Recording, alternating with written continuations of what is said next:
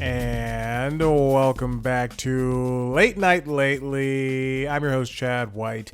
If you didn't know, this is the Late Night podcast for the website cpluscomedy.com. Like I just said, it's a website. Go there. Okay. Typically, this show starts out with a monologue, whether it's something I prepared, whether it's something I have not prepared. At this point in time, I forgot. Not that I forgot. I was rushed for time, and I did not again prepare for a monologue. I didn't write down anything. I could come up with stuff off the top of my head. I could open up the New York Times website right now, and I could talk about. I could say like, Mitch McConnell put his endorsement for Donald Trump, former President Donald Trump, for this next presidential election. And when you know it, his shell is still perfect for hiding because Mitch McConnell took a toll. So that's like, I could do something like that. I could do something along the lines of Nikki Haley dropped out of the race as the Republican nominee for president of the United States for the 2024 election. And during her concession speech, she did not endorse Donald Trump, but she did wish him well. And wouldn't you know it? I don't know. Trump kind of liked it. He's a little bit of a masochist. I could also do something along the lines of President Joe Biden. President Joe Biden held his annual State of the Union address last night. And it was the first, and it aired across all 4 broadcast networks. And it was the first time that Fox News, that people collectively, no, see, I lost it. I lost all of my joke mojo. Hold on, let's try it again. President Joe Biden aired his annual State of the Union address last night. And in his speech, he continually prodded his predecessor in a first time for a living president. He continually prodded his predecessor, which makes sense because that's what you do when you see an animal at the zoo. You just poke it. You poke it with a stick. There you go. I lost it. I don't think I could do this a 4th time. I don't think I could do this a 4th time.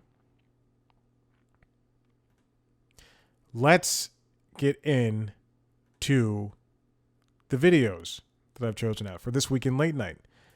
It was a heck of a week. Jimmy Kimmel was off the air, and it took me until Thursday not to realize that it was off the air, but to go, why is he off the air?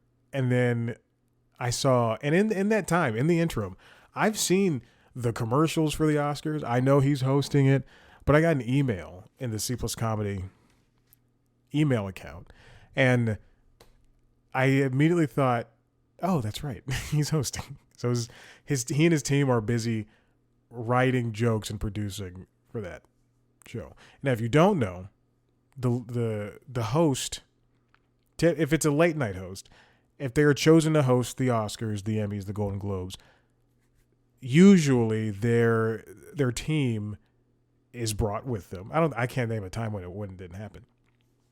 Their team is brought with them, and they are able to use them to write the jokes, the monologues, the interstitial stuff. And that makes sense because you have a built-in team. Seth did it when he hosted. Kimmel's doing it. Fallon, Conan. I don't know what happens when it's somebody else. Like when Colin Jost and Michael Che hosted, I think, was that the Emmys? They had the SNL team to write with them, and also them to write with them. So there you go. Anyway, Kimmel was off, but a lot of great things were happening. We still have Seth celebrating the 10 years, and we also have Fallon celebrating 10 years. And I chose this clip. John Lutz, product tester. hyphen baking sheets as if it's going to come back. I don't think it's going to come back. But it was just a great esoteric sketch. If you don't know John Lutz, he's from 30 Rock. He was one of the writers in the writer's room on the show. So he was a character on the show, and he was a writer. He's also a writer in real life, and he writes for Late Night with Seth Meyers. And he did. They did a funny bit where he had to review baking sheets, but he didn't want to, and Seth forced him to. And that's the extent of it. And you know what? It was very funny, and I enjoyed it. This next clip comes from The Daily Show. We got Ronny Chieng interviewing Awkwafina and vice versa about their roles in Kung Fu Panda 4. You know, I think that's a very interesting thing. And it's so great that they chose Ronny to host for this week, obviously, because the movie came out today, or this week, I guess. Sounds like the cat is doing something. The dog's on the couch. And I thought that was very funny. I thought it was very funny to have them for 10 minutes just going back and forth, doing a very stupid gag. And it worked. Also, Jon Stewart talked about the GOP's migrant crime narrative, quote unquote, and apparently Dr. Phil, of all people, has something to say about it, and on Joe Rogan's podcast, of all places. Dr. Phil, of all people, Joe Rogan, of all places. He's really come back into the swing of things, this Jon Stewart guy. It's so great to see him kind of slip back into the old shoe that is The Daily Show, because his Apple TV show was not this. And it wasn't like he was trying to make the Apple TV show the problem with Jon Stewart. It wasn't like he was trying to make the problem like The Daily Show. But when you're doing a job for so long, and when people expect one thing out of you, which I'm not saying I did, but that's kind of what people expect out of Colbert. It's the same thing they expect out of Jon Stewart. They want one thing. And you know what? He slipped right back in that shoe. We will. Rhett and Link stopped by the Tonight Show for the 10th time. I didn't even know who they were until a couple years ago. They appeared on a podcast I listened to. And I said, these guys are cool. I don't subscribe. It's too much. It's too much for me. These YouTubers. That goes for all of them. And then Colbert did a live episode, but I chose the monologue after the State of the Union speech. And I mean, it's just immaculate how he and his team are so good when it comes to the transition between taped and live. Because not many shows will be able to handle it. And yes, they've had time to do this, but they jumped in with the live thing fairly quickly, especially in that first year. If you remember, Jimmy Kimmel Live used to be almost live to tape, essentially. I mean, excuse me, it used to be almost live, like tape delayed. Anyway, Colbert is great. The energy is electric, and even though the crowd claps way too much, and we don't need applause breaks, we don't need that many. And also on that episode, he had a very serious person. Let me find it. John Dickerson. He did a Meanwhile segment, and then he had a live performance from De La Soul. My question is, that show is in New York, and it's live after the fact. It's what I assume is live to what they did is again a tape delay or a live to tape type deal. Because it's not really, they're not shooting it at 11:15 at night. I don't think. They finished State of the Union was 9 to, yeah, it was about 2 hours. Yeah, that's right. Yeah, because there wasn't new Law and Order last night, unfortunately.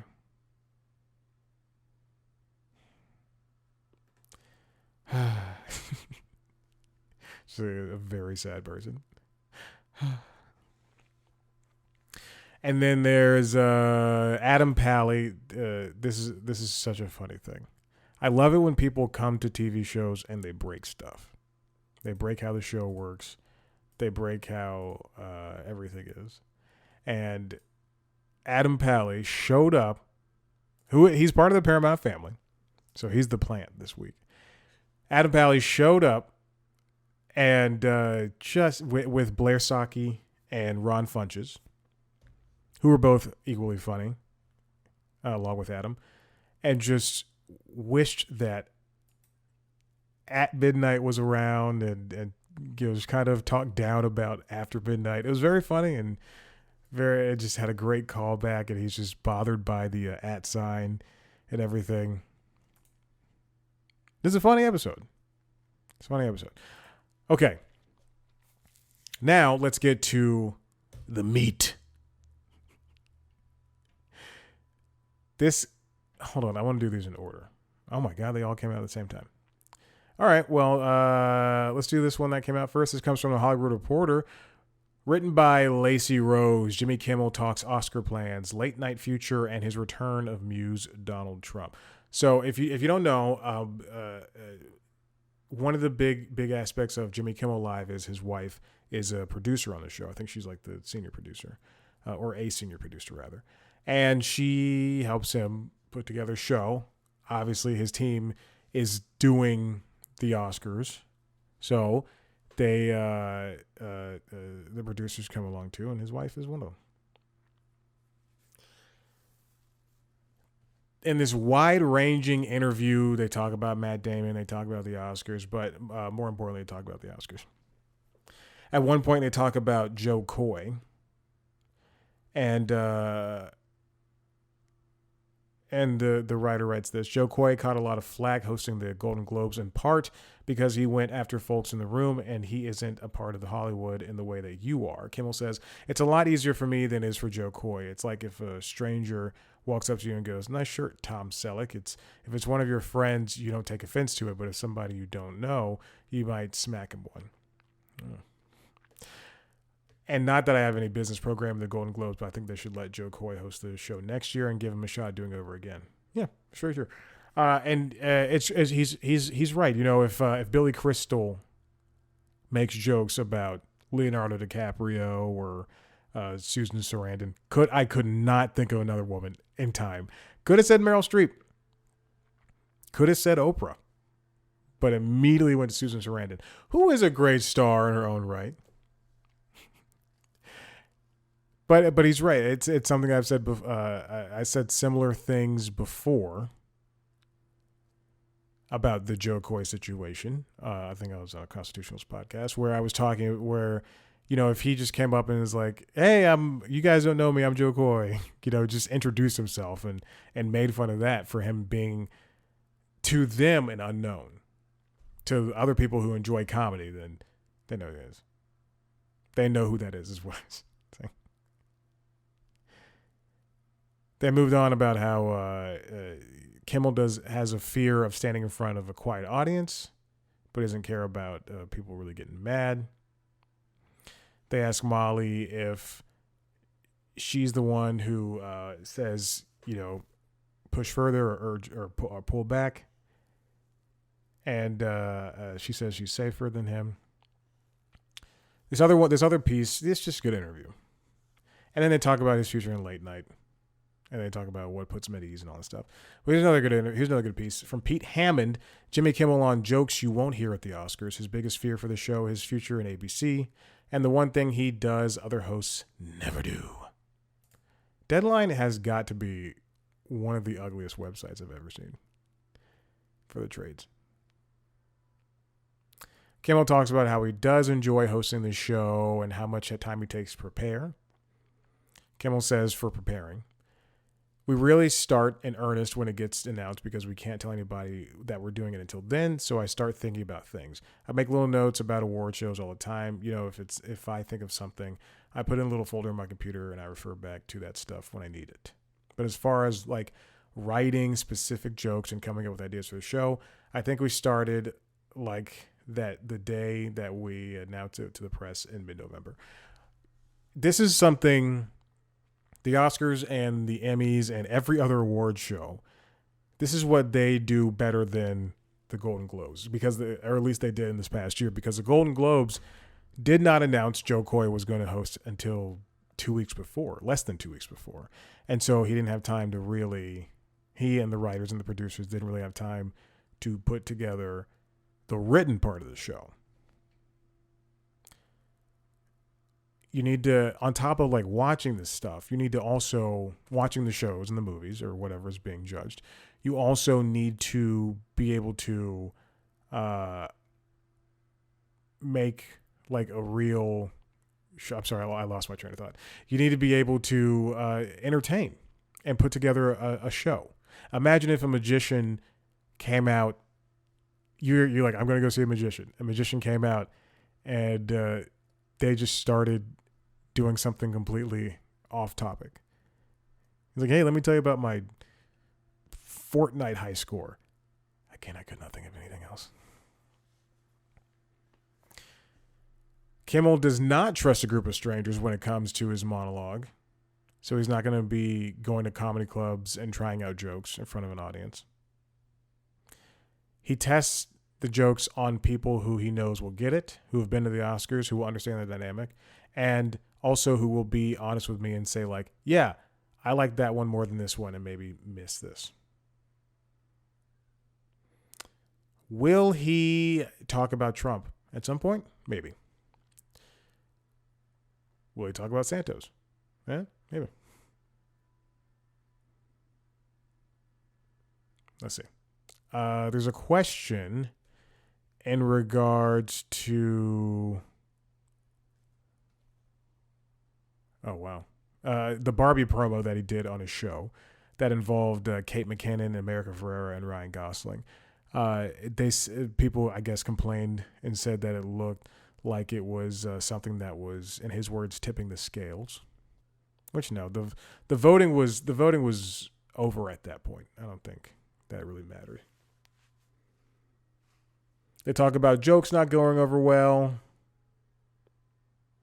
and he's going to blame his writers.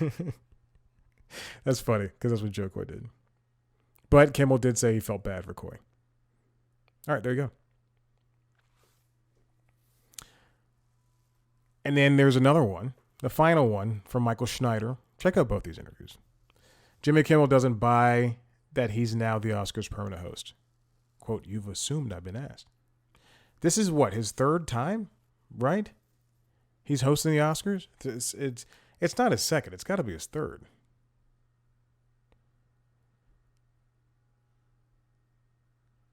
Oh, this is fourth. Wow. Okay. If he came back in 2025, he would match Johnny Carson's 5 times as Oscars host. Only Billy Crystal and Bob Hope have done it more times. Wow. The 2023 Oscars were up 8% in viewers from 2022 and 1% in adults 18 to 49. This is last year. That's crazy. When Variety catches up with Kimmel a few weeks before the show, he is laser focused on locking in the telecast. He says this is the kind of hardest part because this is when I have 3 times as much material as I need and have to figure out what to cut and what to keep. That's difficult because you do fall in love with jokes and you do hate to cut them, of course. Pre-tapes don't play as much of a role in the Oscars as they used to, Kimmel notes, and most of the production energy now goes into promos, including the one he recently did with Kate McKinnon, who revisited her role as Weird Barbie in Oscar-nominated Barbie. Yeah.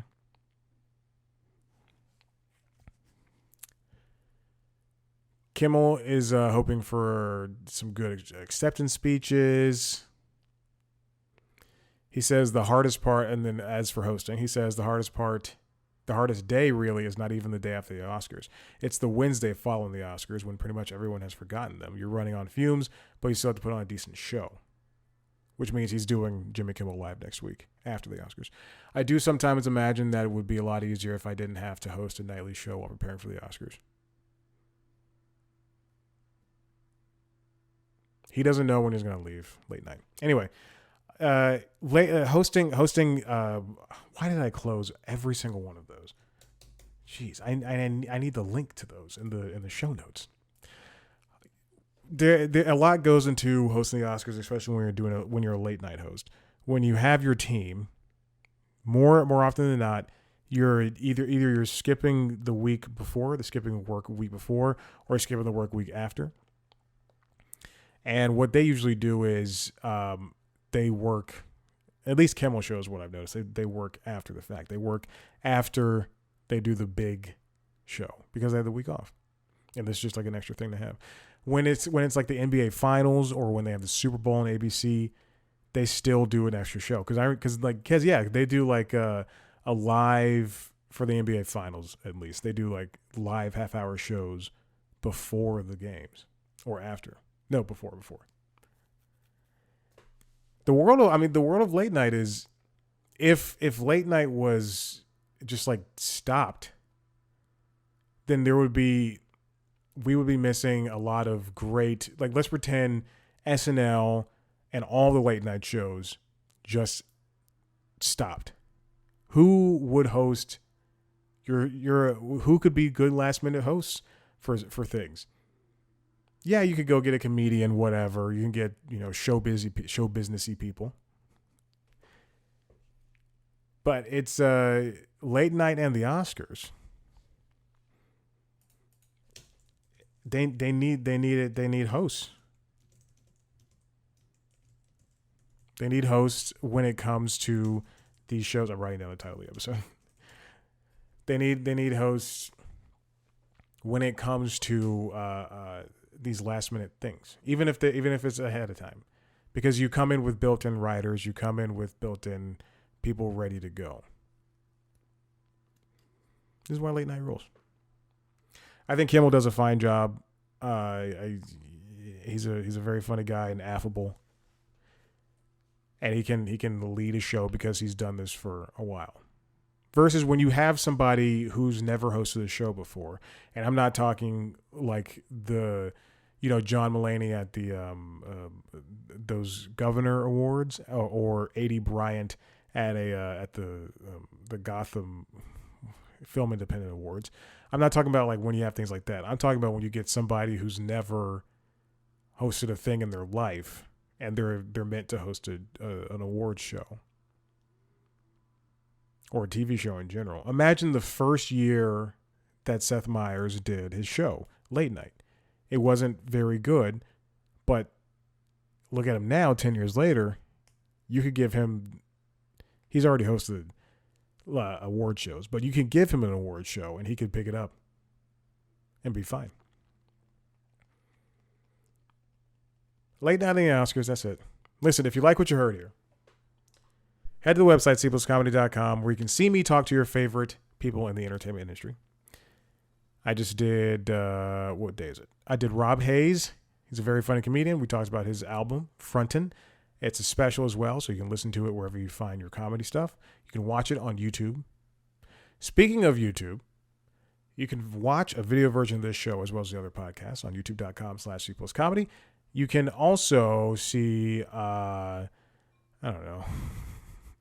The other video version of this podcast. There's the Constitutionals podcast, which is the entertainment business news podcast, and LinkedIn Logs, which is the jobs podcast. You can subscribe to those wherever you get your podcasts.